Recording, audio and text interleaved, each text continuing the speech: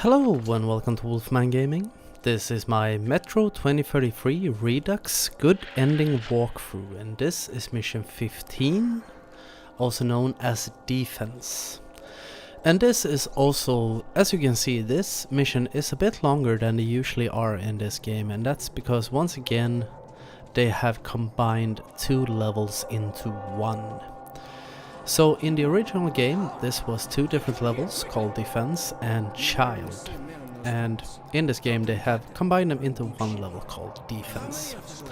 And we're gonna start with the defensive part, because we have reached a station where the natives are under heavy attacks from the mutants, and we are gonna do our best to help fend them off. I was trying to sneak in under there because I know that all the enemies will attack from that tunnel and from those vents in the ceiling, and I wanted to see if there was some way for me to flank them.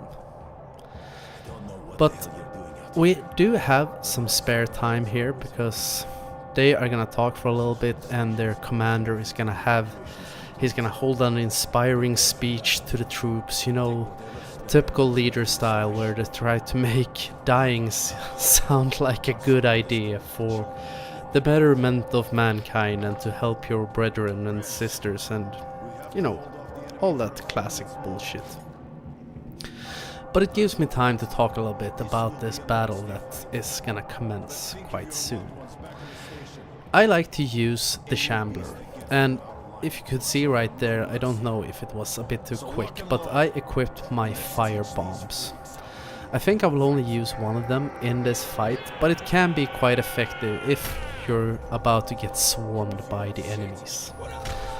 And we're gonna be attacked by regular Nosalises and also those bat-like creatures that have that supersonic attack.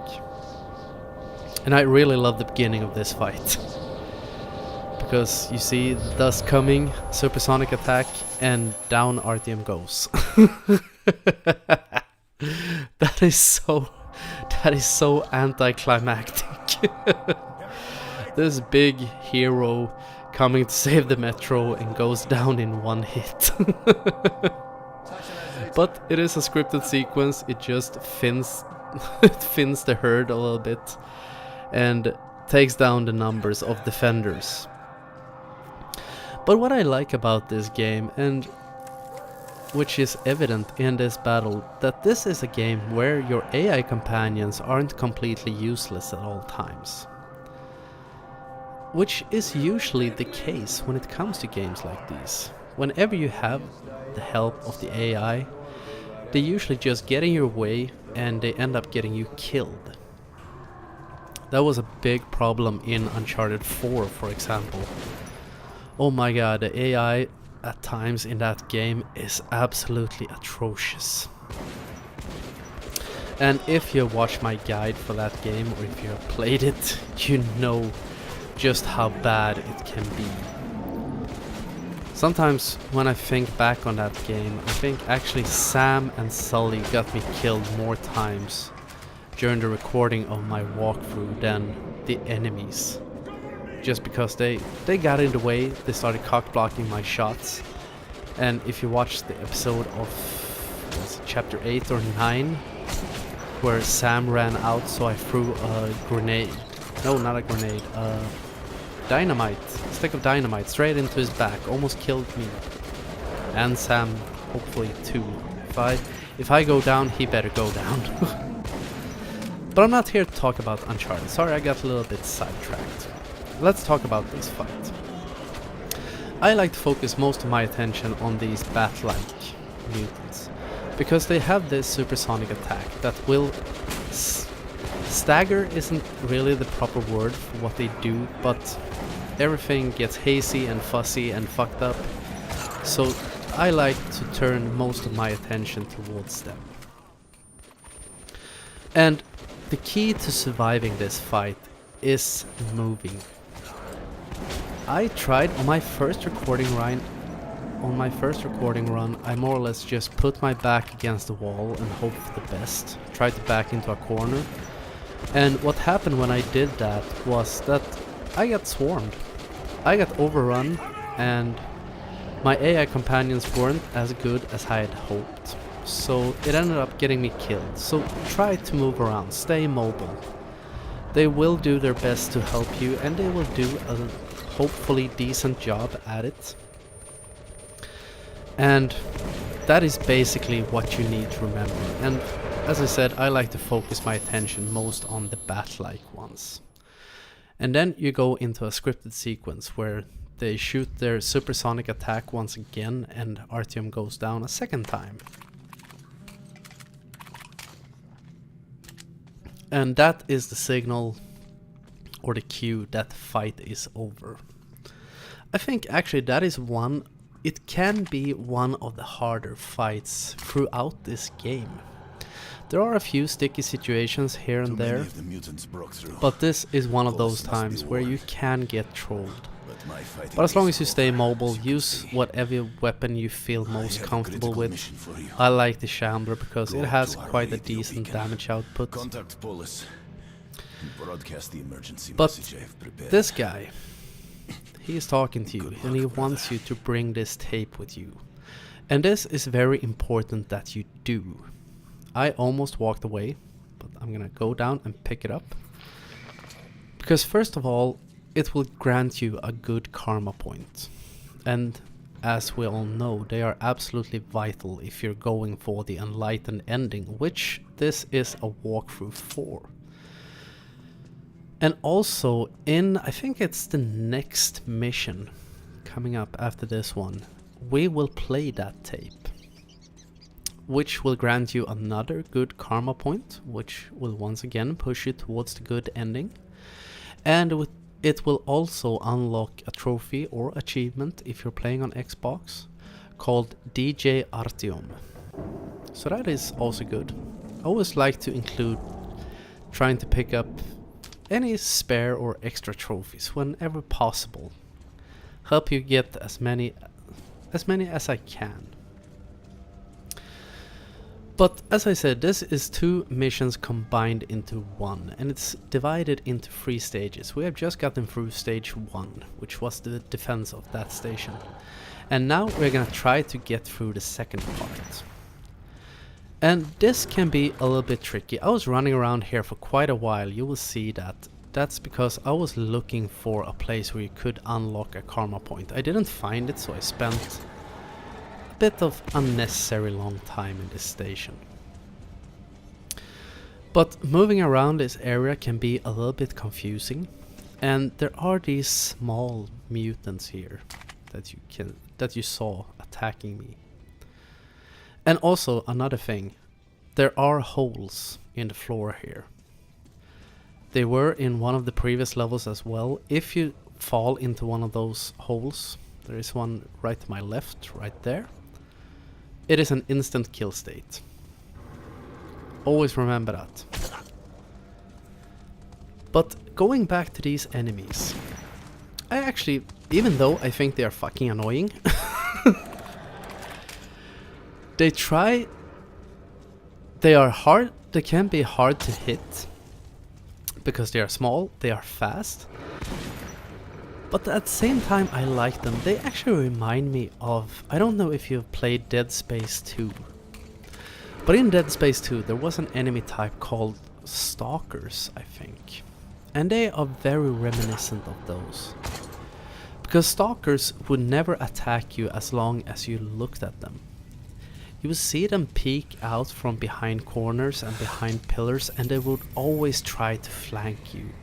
So you had to lure them out, try to put your aim a little bit off so they would think that you didn't see them, and then they would come charging. And I remember first time I encountered the Stalkers in Dead Space 2, and I can say quite clearly that that was a sphincter tightening experience. Because they were really intimidating. These guys aren't. They are just small and annoying, and sometimes they take more damage than they fucking should in comparison to their size. A little bit like honey badgers in Far Cry games. But nothing takes as much punishment as the honey badgers. But anyway, the stalkers in Dead Space 2 were absolutely awesome. And if I want to put that out there,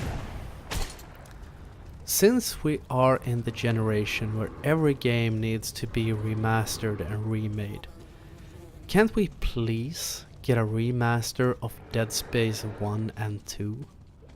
Skip the third game, because the third game in my opinion was complete bullshit. Really crappy game, but the first two games, they were amazing. I really loved the first one. I thought the second one was almost even better. Great nerve, really fun. I like the fact that Isaac Clarke was a bit sluggish. He wasn't your typical action hero. But there was a great tension in those games. So please, please, please, please, whoever owns the rights to those games, make a remaster. I promise I'll buy it. And probably a lot of other people would do as well. But we're gonna leave Dead Space now, because now we have gotten into the third part of this level. This is what was called Child in the original game. And woe and behold, this is an escort mission. And don't we all love escort missions? The one redeeming factor when it comes to escorting this kid back to his mom is the fact that he is clinging onto your back. So you don't have to wait for him to walk up behind you or follow you or any of that bullshit. You will be carrying him. And something I must say about this part that I think is completely genius is a little detail, which makes it a little bit harder, but I think it's such a great detail, and I like to give credit where credit is due. And that is the fact, when this kid has crawled up on your back, clinging onto you for dear life, you can feel Artyom getting heavier. And it's really one of those things that is really hard to explain. You more or less have to play the game yourself to understand it. But you'll feel that your aim gets a little bit more swayy. It doesn't stop immediately when you stop moving the analog stick. So it gets a little bit more sluggish. So you really feel the fact that he is carrying this kid on his back. Which I think, great detail. It does make this a little bit harder, even though thankfully this isn't a very hard mission. The biggest drawback of this is that this kid will talk a lot. He's trying to be helpful. All he's helping me with is getting on my fucking nerves. I usually, when I play this game, I just turn off the sound when I get to this part of the level. Because the voice acting in this game isn't super amazing at times. They used maybe like 3 or 4 voice actors, and every kid is voiced by the same kid. And it becomes apparent that this was voiced probably by Americans who are trying to put on a Russian accent. And that is not the best way to go. But I think the voice acting overall is decent. It's not super good. But this kid is so annoying. You can see me running out of patience here. Because I know that this mission isn't very long. It's quite linear. And I just started running because I wanted to get through this as fast as possible and make him shut up. He does help you. He informs you that there are tripwires, but he will usually, if you're moving slowly through this, you will want to strangle this kid before you're done. Most likely, at least. But we are trying to get him back to his mom. And we are getting quite close to it. We're gonna move up this tunnel, silo, whatever it is, to get back to his mom. And she will offer you a clip of bullets. when you retrieve or when you return her son to her. And you need to refuse to take those bullets.